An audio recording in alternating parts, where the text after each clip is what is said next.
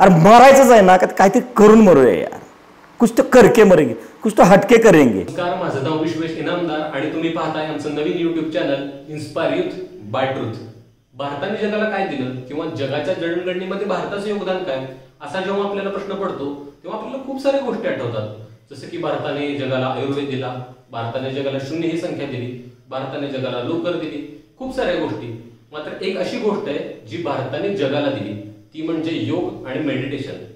21 जून हा दिवस आपण जागतिक योग दिन म्हणून साजरा करतो आणि त्याच अनुषंगाने आज आपण गप्पा मारायला आलेलो आहोत ज्ञानेश्वर चव्हाण आबांशी. आबा महागाव या गावी राहतात, साताऱ्यापासून त्यांचं जवळ गाव आहे, शेती करतात, त्याचबरोबर घरातलं एक छोटंसं दुकान आहे ते देखील सांभाळतात. स्वतःचं शिक्षण M.Com पर्यंत झालंय, त्याचबरोबर 10,000 लोकांपर्यंत त्यांनी योग आणि मेडिटेशन पोहोचवले. लायन्स क्लबच्या माध्यमातून ते लोकांचे डोळे तपासण्याची शिबिरं देखील घेतात. चला तर मग आबांशी बोलूया.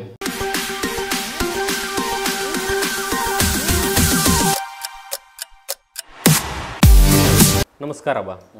नमस्कार. तुमच्या माध्यमातून अनेक तरुण किंवा अनेक लोक या मेडिटेशनच्या क्षेत्रात आले, योगाच्या क्षेत्रात आले.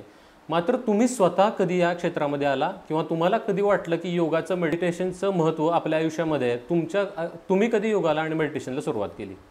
ॲक्च्युली योगासंबंधी ऐकून होतं, खूप साऱ्या गोष्टी वाचनामध्ये होत्या, पण प्रॅक्टिकल लेवलला जून 2011 साली मी आर्ट ऑफ लिव्हिंग या संस्थेशी, या परिवाराशी कनेक्टिंग झालो आणि YLTP youth leadership training programme, ज्याचं की नाव आता कर्मयोगा असं आहे, ते 8 दिवसाचं मी निवासी शिबिर केलं. या शिबिरामध्ये हे शिबिर झाल्यानंतर खूप म्हणजे त्याच्यामध्ये प्रॅक्टिकल लेवलला सगळ्या गोष्टी करून घेतल्यामुळं त्याची मला आवड निर्माण झाली आणि मग ते मी कंटिन्युटी ठेवलं. जवळपास 10 वर्ष झाली तुम्ही या क्षेत्रामध्ये आहात आणि काम करताय. योगाचं, मेडिटेशनचं, ध्यानाचं दैनंदिन आयुष्यातलं तुम्ही महत्त्व कसं सांगाल? दैनंदिन आयुष्यामध्ये आता थोडक्यात तुम्हाला जर सांगायचं म्हणलं तर आता आपल्याला हे मोबाईलच्या भाषेत खूप छान समजेल लगेच. मोबाईलला दररोज आपल्याला चार्ज करावं लागतं. म्हणजे बघा, पहिला मोबाईल होता बटनाचा मोबाईल होता, त्यावेळी त्याला जर चार्जिंग आपण केलं तर ते 2-3 दिवस राहायचं. परत आलं FM मुळे ते चार्जिंग कमी राहायला लागलं. त्याच्यानंतर आलं परत मेमरी कार्ड. असा हा प्रवास आपला सुद्धा आहे. आपले पूर्वज 95 वर्ष, 100 वर्ष, 102 वर्ष, आमच्या गावामध्ये ते 110 वर्षाच्या पण आजी होत्या. मग त्यावेळेचा त्यांचा आहार किंवा त्यांचं राहणीमान तसं बघायला गेलं तर आता आपण एवढं भौतिक सुखाच्या पाठीमागे धावतोय आणि याच्यामध्ये मग आपल्या शरीराकडे लक्षच कमी प्रमाणात होते आणि मग वाटतं काय आपल्याला, आपण एवढं खूप सारं काम करतोय. मग आता गावाकडच्या लोकांना जरी म्हणलं आपण योगा प्राणायाम करूयात तरी ते म्हणतात आमच्या शेतात मस्तकी योगा होते. पण ॲक्च्युली आपण व्यायाम किंवा योगाची परिभाषा व्यवस्थित समजून घेतली पाहिजे. जिथं शरीराचं, श्वासाचं आणि मनाची साधना केली जाते, म्हणजे शरीर प्लस श्वास प्लस मन इज इक्वल टू योगा, ही योगाची परिभाषा आहे. आणि याच्यामध्ये काय होतं, हे सगळं श्वासावर आधारित असल्यामुळं खूप सारा प्राणवायूचा पुरवठा आपल्या शरीराला होतो आणि त्याच्या माध्यमातून ऊर्जा लेवल वाढते. म्हणजे जस्ट जसं मी आता तुम्हाला सांगितलं की हे बॅटरी चार्ज केल्यासारखं आहे मोबाईलची, मग ते दिवसभर ते चार्जिंग आपल्याला वापरता येईल. आणि योगाबद्दल मला असं म्हणायचं आहे की प्रत्येक जण असं म्हणतो खरं की मी योगा करणार. 31 डिसेंबरला असं रेझोल्युशन होतं किंवा एक संकल्प घेतले जातात. बरेच जण म्हणतात की 1 जानेवारीपासून मी योगा करणार, कोण म्हणतं मी जिमला जाणार, कोण म्हणतं मी अजून काहीतरी करणार, कोण म्हणतं मी ध्यान करीन, प्राणायाम करीन. प्रत्येक जण काहीतरी ठरवलेलं असतं, पण ते दीर्घकाळ टिकत नाही किंवा 15 दिवस, 20 दिवस, जास्तीत जास्त महिन्याभरानंतर तो उत्साह राहत नाही आणि ते केलं जात नाही. योगाचा आणि प्राणायामाचा असं आहे की थोडासा तुम्हाला वेळ लागतो त्याचे फरक दिसायला, फरक जाणवायला, पण ते पण न थांबता, फरक जरी दिसत नसले किंवा पॉझिटिव्ह फरक वाटत नसले तरी ते न थांबता प्राणायामाचा आपण रस्ता कसा सोडू नये आणि प्राणायाम कसा दीर्घकाळ करत राहावा, याबद्दल तुम्ही काय सांगाल? कसं आहे, तुम्ही म्हणताय ते बरोबर आहे. आपण संकल्प घेत राहतो, म्हणजे 31 डिसेंबरचा घेतलेला संकल्प आपला 1 जानेवारीलाच तुटतो. कारण 31 डिसेंबरला जेवढी घेतलेली असते की सकाळी 90 लागतेच 1 जानेवारीला परत, त्यामुळे संकल्प तिथंच संपतो. म्हणजे पहाटे उठून ज्यावेळी आपण ते करणार आहेत, पण आपली पहाटेच आपण सूर्यवंशी झालोय सगळे. म्हणजे आता 21 जून हा योगा डे का 21 जूनलाच घेतो, तर सूर्य हा विषुववृत्तावर येतो आणि दक्षिणायन चालू होतं. पण ते सूर्य बघायला आपल्याला वेळ आहे कुठं? आपला सूर्यच उगवतोय 8 वाजता 9 वाजता युवकांचा. म्हणजे मी युवकांना नावं ठेवतोय असातला भाग नाही. ऑलरेडी एनर्जी खूप आहे, पण ती चॅनलाइज होणं गरजेचं आहे. आता जसं तुम्ही मला म्हणालात की हे संकल्प कसे सिद्धीत जातील किंवा हे कंटिन्युटी कसं होईल.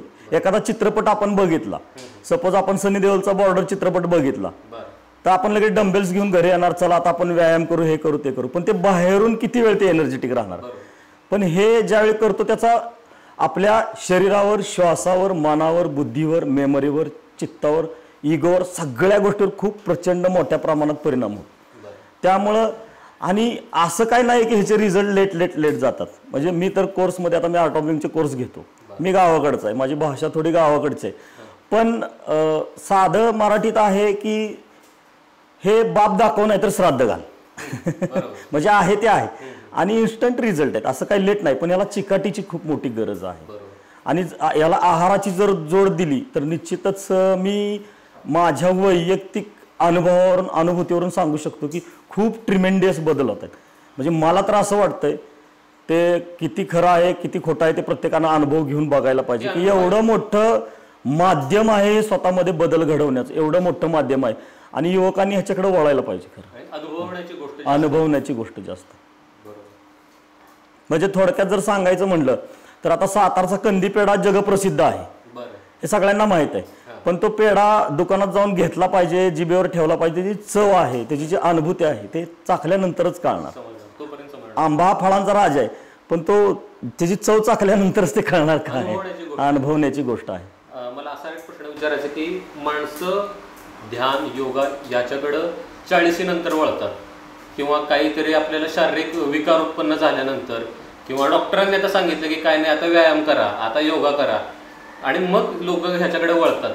पण जर तरुणांनी लहानपणीपासून किंवा वयाच्या 20व्या वर्षी 25व्या वर्षी जर प्राणायाम, योगा या गोष्टींकडे जर पॉझिटिव्ह वेनं बघितलं आणि सुरुवात केली तर त्याचा कसा परिणाम आहे. गेल्या 4-5 वर्षात तरुणांचा ओढा या बाजूला जास्त वळतोय ध्यानाकडं, अध्यात्माकडं. पण एक 40 नंतर सुरुवात जे करतात त्यांना नक्कीच मिळत असतील, त्याचे परिणाम नक्कीच दिसत असतील. पण लवकर सुरुवात केल्यानंतर कोणकोणते फरक तुम्हाला वाटतात की जे तरुणांना जास्त मोठ्या प्रमाणात जाणवतं? ऍक्च्युली खूप साऱ्या संकल्पनाच आपल्या क्लिअर झालेल्या नाही आहेत आपल्या जीवनाबद्दलच्या. म्हणजे आपलं माध्यम कसं झालंय आता बघा, लहान मुलांना KG नर्सरी पासून जो प्रवास शिक्षणाचा चालू होतोय ते ग्रॅज्युएशन, पोस्ट ग्रॅज्युएशन किंवा त्याची काय डिग्री असेल ती, मग शिक्षण कशासाठी घ्यायचं, चांगली नोकरी लागावी, नोकरी कशासाठी, खूप सारे पैसे कमवण्यासाठी. आणि मग हे सगळं झाल्यानंतर म्हणजे जवळजवळ आपण 40-50 वयापर्यंत ते ATM मशीनच समजतोय स्वतःला की मी किती पैसे छापतोय, मी किती पैसे छापतोय. पण आपल्याला एक गोष्ट लक्षात येत नाहीये की ह्याच्याबरोबर आपल्याला किती आजारांची निर्मिती होते. आणि आता हे कोरोनाचं ठीक आहे की बाबा हे, पण खूप सारे आजार आपल्या शरीरामध्येच तयार होत आहेत. चुकीचा आहार, चुकीची जीवन पद्धती. आणि आता हे रिटायर्ड झाल्यानंतर करायचं, 40 वर्षानंतर करायचं, 50 वर्षानंतर, आता कुठं देवदेव करायचं आहे, ह्या ज्या संकल्पना आहेत ह्या खुल्या संकल्पना आहेत. तर त्याच्यातून थोडंसं बाहेर निघालं पाहिजे. आपल्या देशामध्ये आपण नशीबवान आहोत की आपण भारत देशामध्ये जन्माला आलेलो आहोत, आपण ह्या भारत भूमीमध्ये जन्माला आलेलो आहोत. आणि आपल्याकडे इतके आयडॉल आहेत की म्हणजे एक गावामध्ये एक आयडॉल आहे असं म्हटलं तरी हरकत नाही. मग त्या वयामध्ये त्या लोकांनी किती कमी वयामध्ये किती मोठी कामं केली लक्षात येते तुमच्या. मग त्याच्यासाठी वेळ का आणि किती दिवस थांबायचं. तुम्ही आता 23 वर्षाचे भगतसिंग ज्यावेळी फासावर जातात, बरोबर ना, जेवढे मोठी कार्य केलेली आहेत ना जवळजवळ सगळ्या लोकांनी ती लहान वयामध्ये केलेत. छत्रपती शिवाजी महाराजांचा संकल्प पकडा, हे हिंदवी स्वराज्य व्हावी श्रींची इच्छा, किंवा संभाजी महाराजांनी किती कमी वयामध्ये जगाच्या पाठीवरचा सगळ्यात मोठा किंवा जगाच्या पाठीवरचा एकमेव राजा असा आहे की एक ही लढाई न हरता तो, किंवा माऊलींनी ज्यावेळी ज्ञानेश्वरी लिहिली वयाच्या 16व्या वर्षी लिहिली. हे जे लोकांनी हे सगळं मोठं काम करून ठेवलेलं आहे ते खूप कमी वयामध्ये करून ठेवलेलं आहे. आणि ज्यावेळी तुम्ही ह्या आध्यात्मिक पाथवर बघा, ज्यावेळी भौतिक आयुष्य तुम्हाला भरभरून जगायचं आहे त्यावेळी तुम्हाला अध्यात्माची जोड असेल तर ते तुम्ही छान पद्धतीनं आणि एका नियमावलीमध्ये बसवून जगू शकता.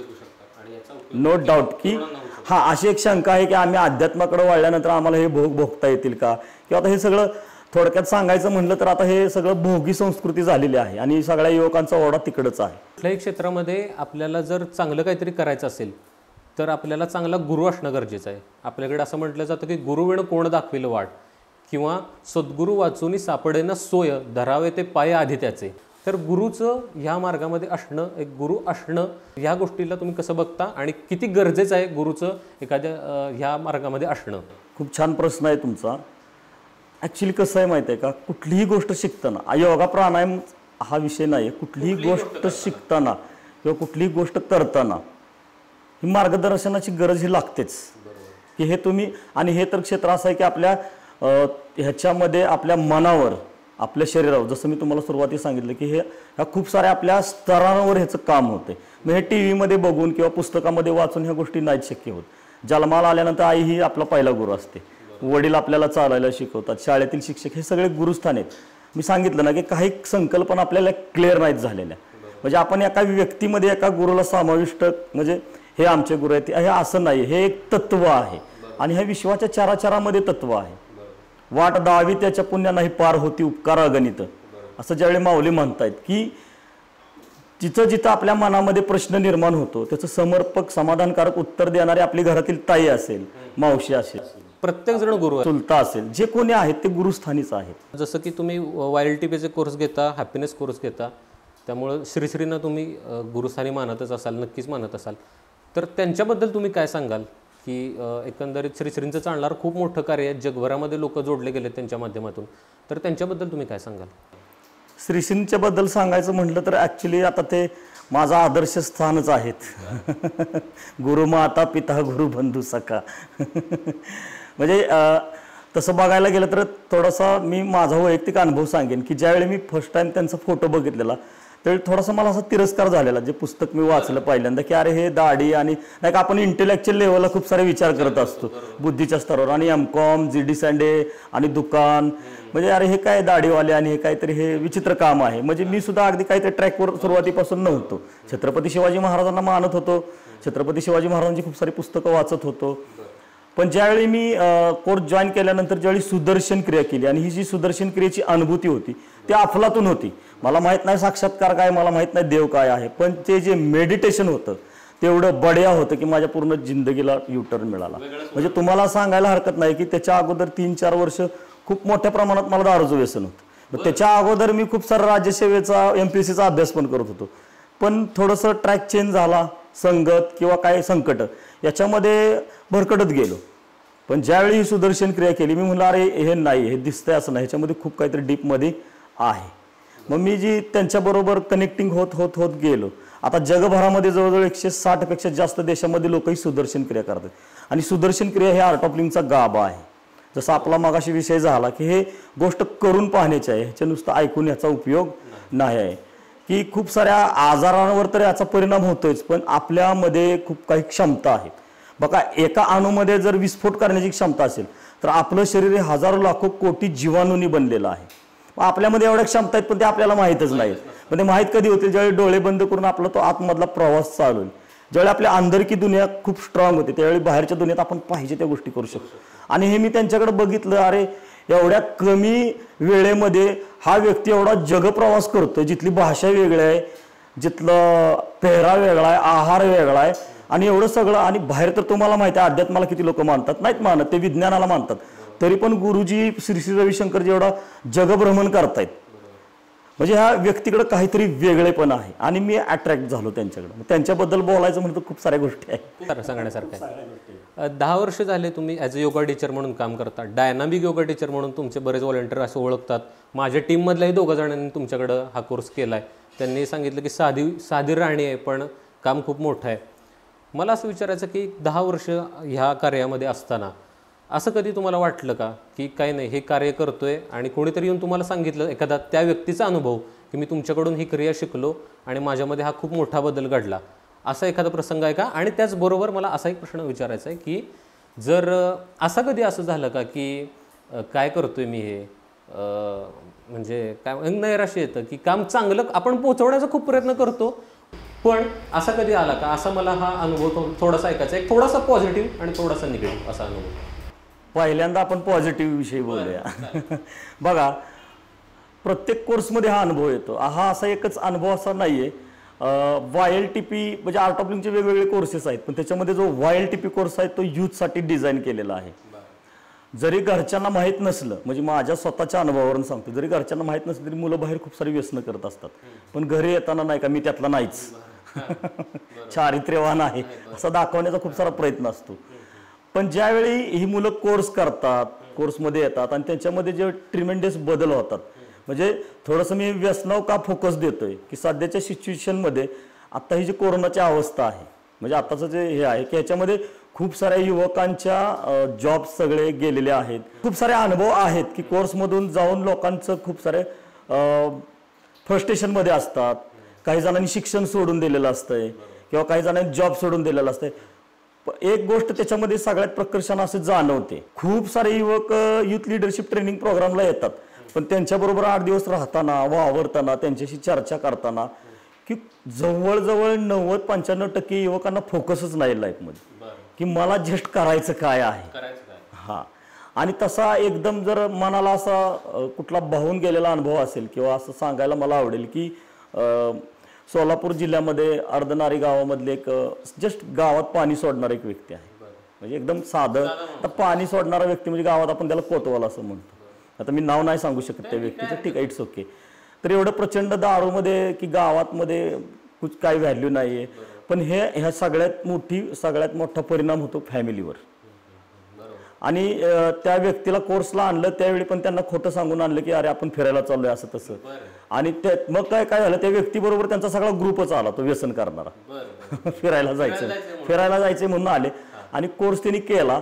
तुम्हाला सांगतो त्यांच्यातला बदल बघून 80% गावानं कोर्स केला. म्हणजे माझ्या डोळ्यात पाणी येते सांगताना की हा खूप मोठा हा बदल आहे. आणि त्या मित्रमंडळींना वाटणारा बदल, गावाला वाटणारा बदल ह्याच्यापेक्षा त्याच्या फॅमिलीला, त्याच्या लेकरा बाळांना आणि त्याच्या त्या माऊलीला, त्याच्या पत्नीला वाटणारा बदल हा खूप काही देऊन जातो. आणि हीच खरी एनर्जी, हीच खरी प्रेरणा आहे. आता कसं होतं, आपण आपले 100% देत असतो. म्हणजे आता कसं आहे, आपण तो पेढा खाल्लेला आहे, आपण तो आंबा खाल्लेला आहे, आपल्याला त्याची चव माहिती आहे. मग आपण असं नाही का की जसं यात्रेत गुलाल खोबरं उधळतो त्या पद्धतीनं हे उधळत सुटावं.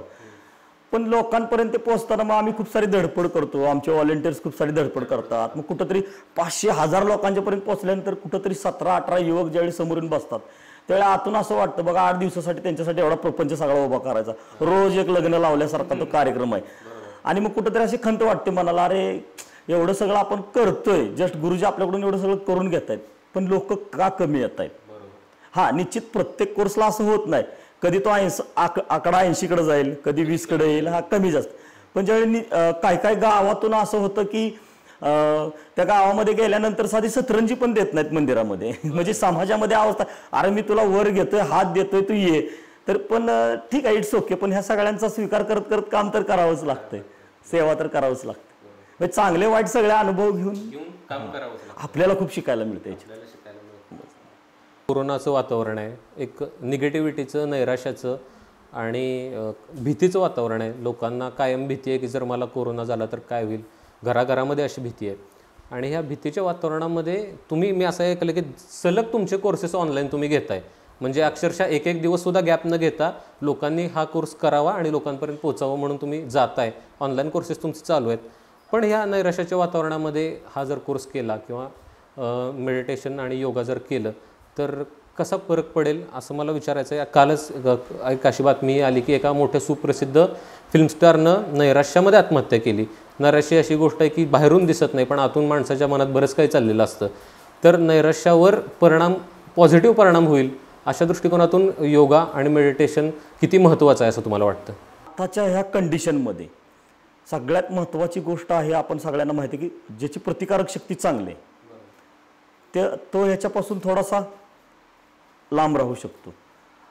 पण हा प्राणवायू तुमच्या शरीरामध्ये किती आहे, प्राणायाम म्हणजे थोडक्यात काय आहे की तो प्राणवायू आहे. आयाम म्हणजे दिशा देणे. त्या श्वासाला आपण जस्ट काय करतोय, दिशा देतोय प्राणायामाच्या माध्यमातून.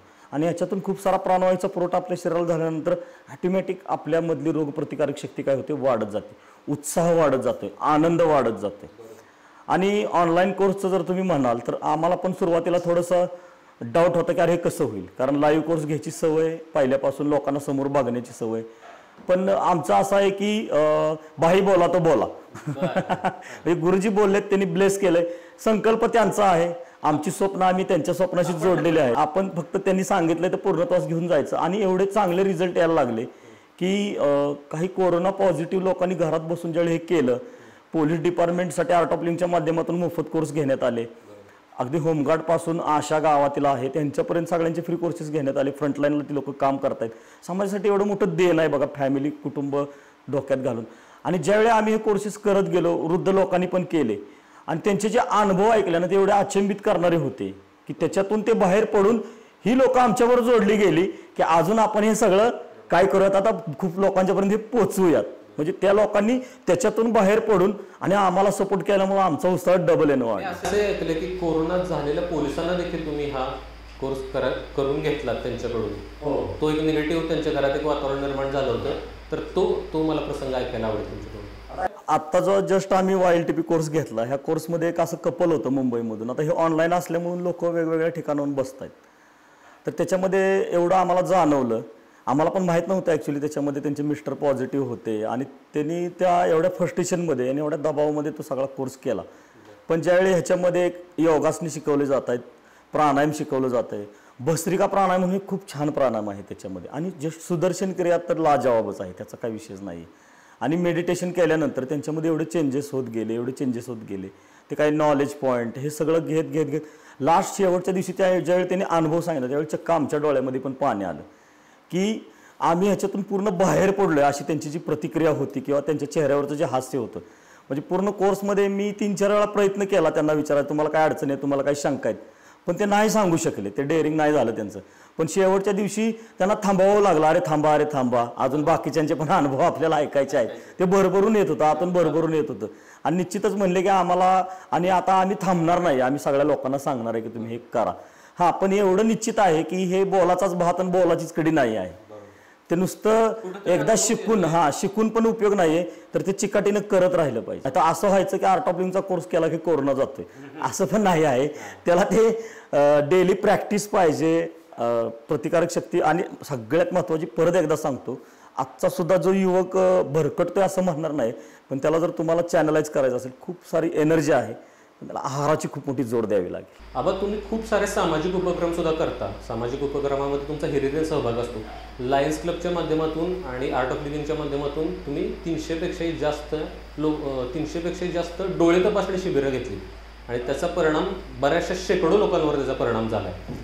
तर असा एखादा अनुभव आहे का? आता अर्थात तिथे येणारे लोक ज्यांची आर्थिक कुवत नसेल किंवा जे बऱ्याच अडचणीत असतील, असे बरेच लोक येत असतील, तर असा अनुभव तुम्हाला तिथं बघायला मिळाला का की आला आणि त्यानंतर एका व्यक्तीला घरातल्या दृष्टी आल्यानंतर अख्ख्या कुटुंबावर त्याचा एक चांगला परिणाम होणार आहे, त्या अख्ख्या कुटुंबाला दृष्टी आल्यासारखं होणार आहे ती.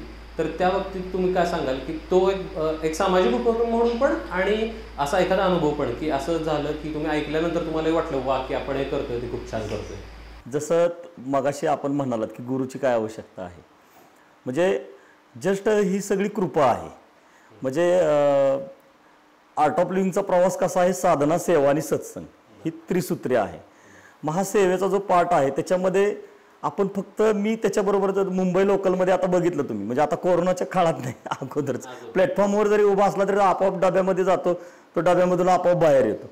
सगळं जस्ट काय खूप मोठी सेवा हा विषय नाहीये, जेवढं जमत गेलं जुळत गेलं तसं करत गेलो. पण एक निश्चित अनुभव ह्याच्यातून असे आले की ग्रामीण भागामध्ये जे शेतकरी लोक आहेत, जे उन्हामध्ये काम करतात, तर त्यांना त्या टेम्परेचरमुळं उन्हाच्या मोतीबिंदू झालेला असतो पण माहीत नसतं, कळून येत नाही. आणि इतर जसे आजार झाल्यानंतर आपण लगेच दवाखान्यामध्ये जातो, तसा हा आजार असा नाही की लगेच त्याचे तुम्हाला हे होईल, जाणवतील.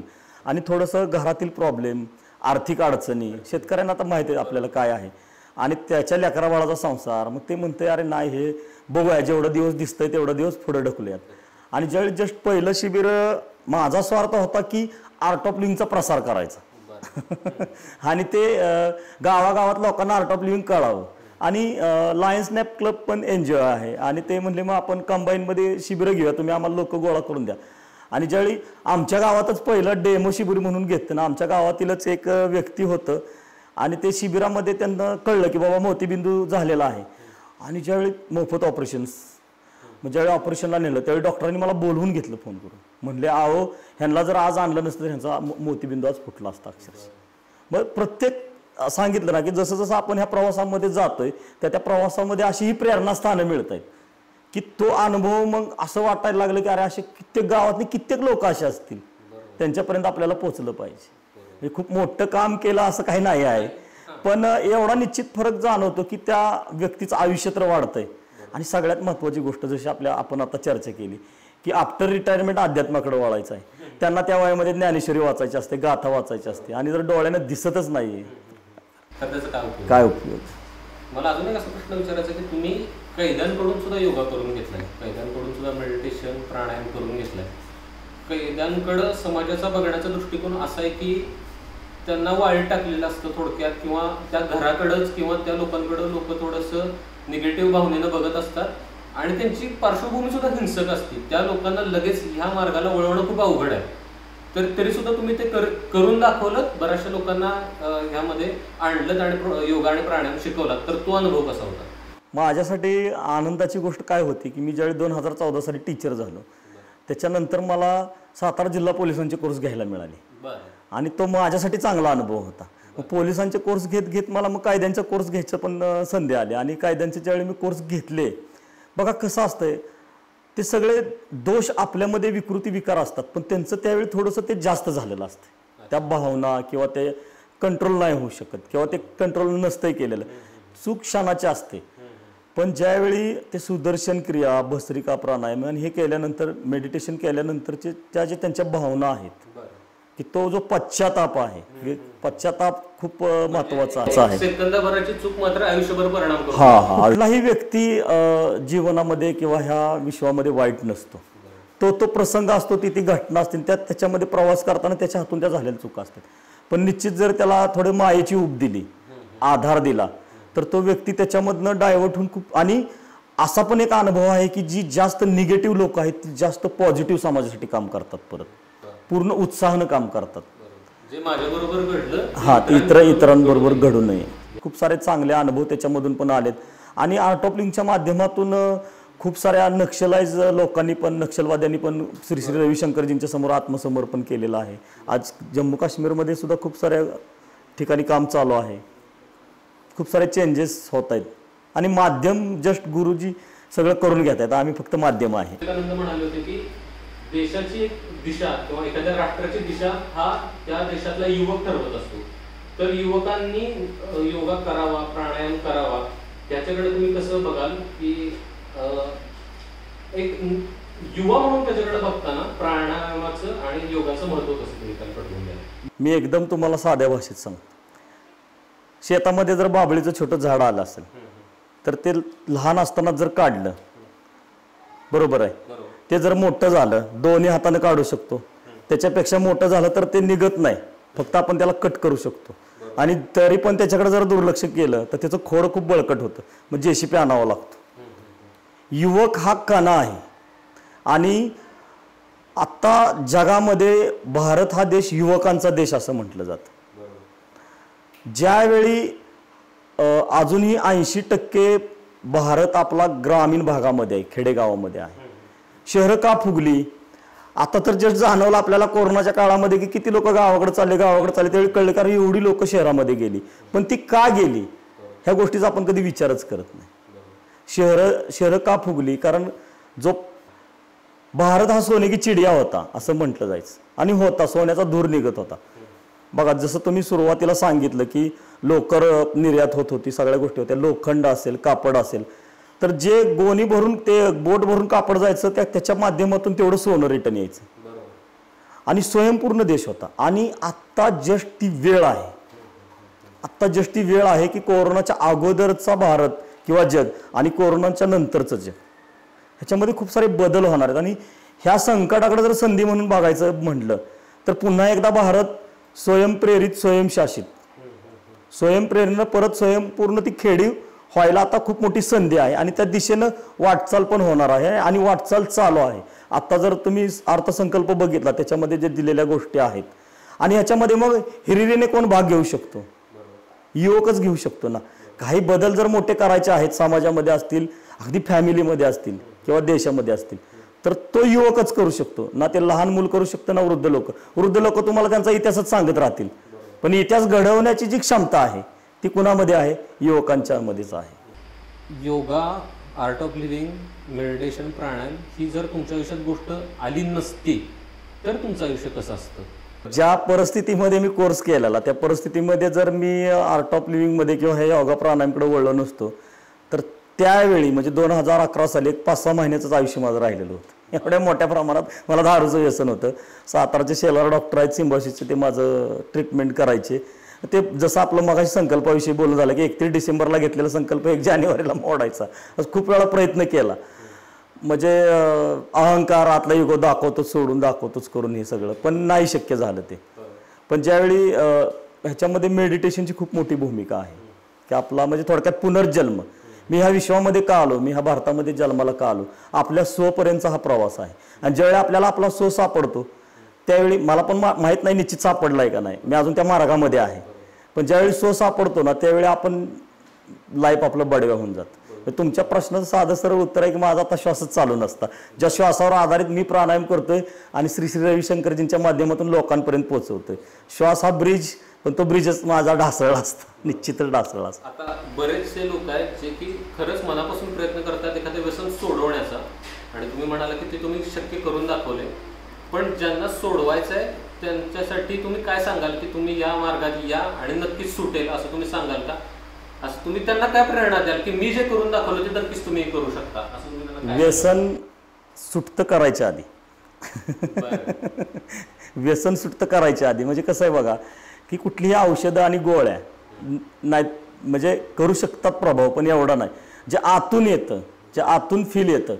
काय होतं या कोर्समध्ये तुमची वैयक्तिक जबाबदारी, तुमची कौटुंबिक जबाबदारी, तुमची सामाजिक जबाबदारी, ह्या गोष्टी ज्यावेळी जस्ट क्लिक व्हायला लागतात त्यावेळी अरे नाही हे मी चुकीचं करतोय किंवा हे मी नाही करायला पाहिजे हे ज्यावेळी समजतं त्यावेळेचा तो त्यानंतरचा जो प्रवास आहे तो पॉझिटिव्हिटीकडे जातो.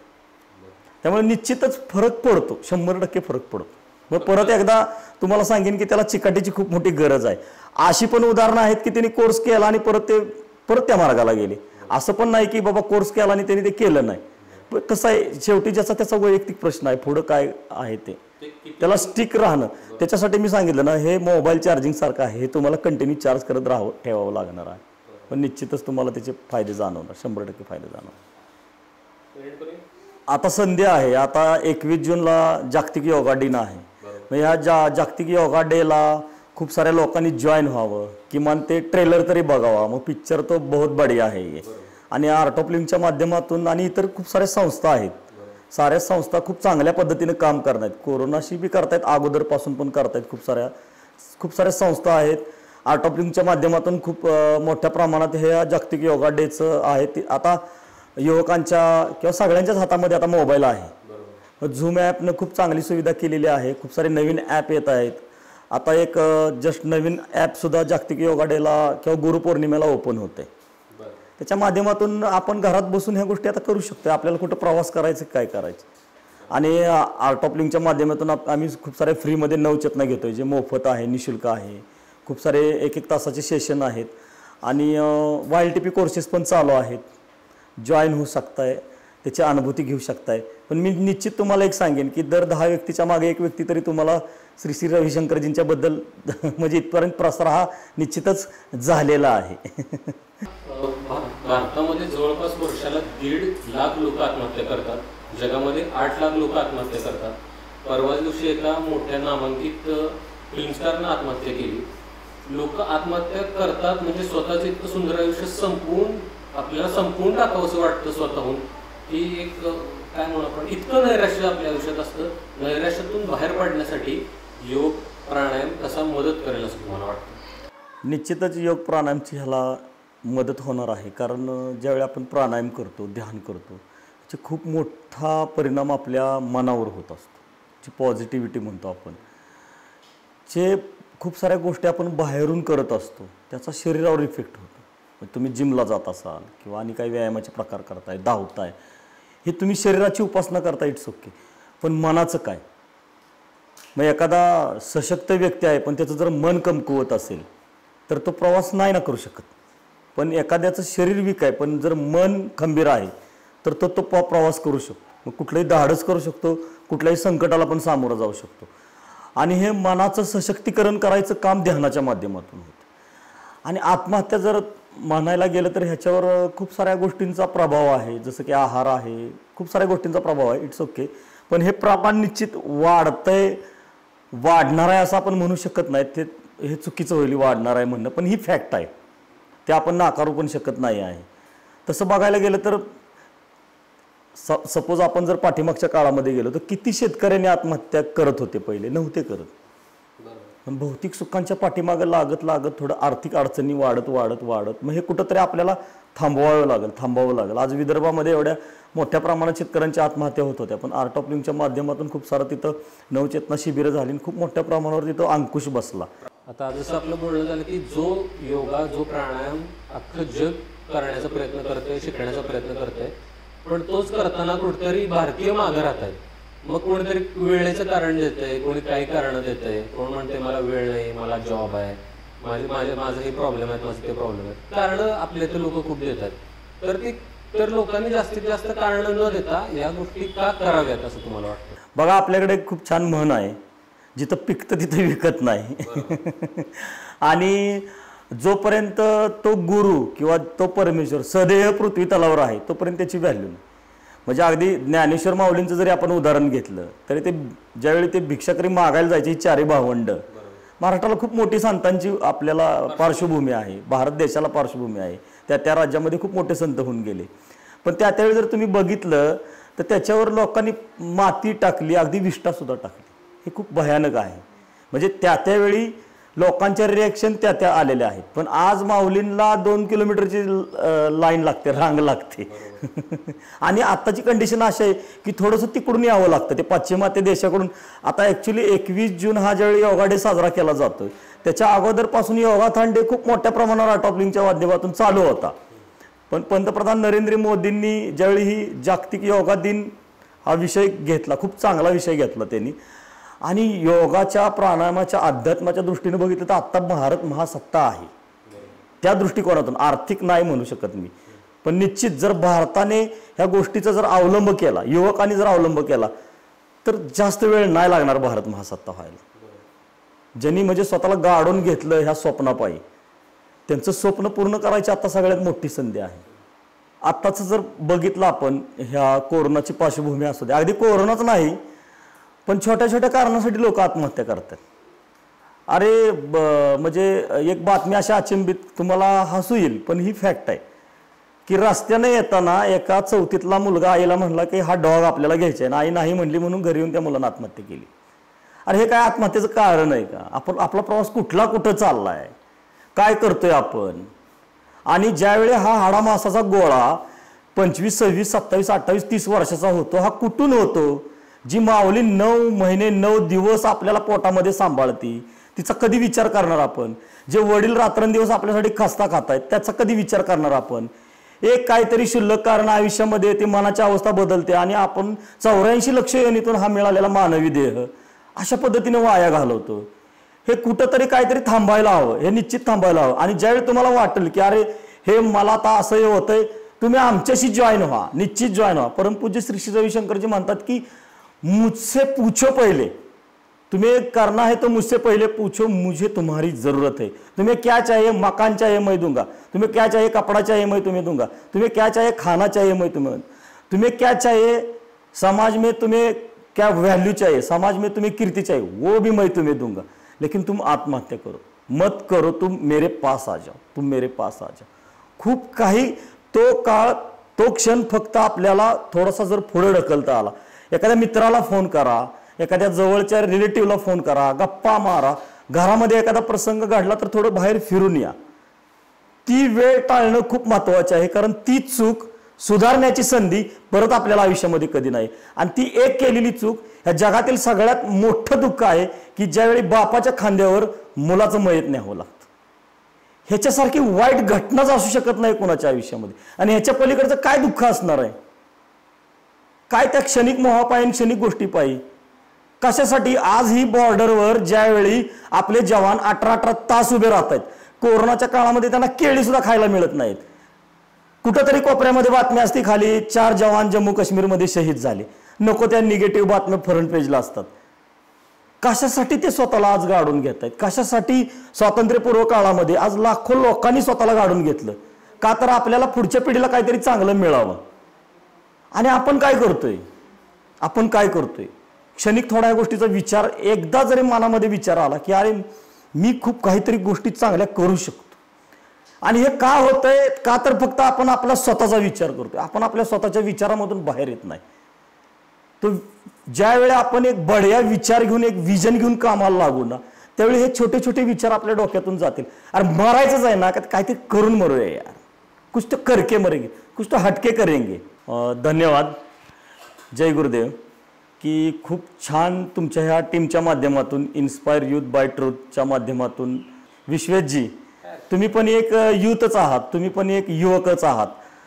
असं बघा, प्रत्येक कीर्तनामधून, प्रवचनामधून, प्रत्येक व्याख्यानामधून किंवा गटागटानं बसलेल्या लोकांमधून, खूप साऱ्या प्रौढ व्यक्तीमधून असं जाणवतं की सगळी लोक आजच्या युथला नावं ठेवत असतात.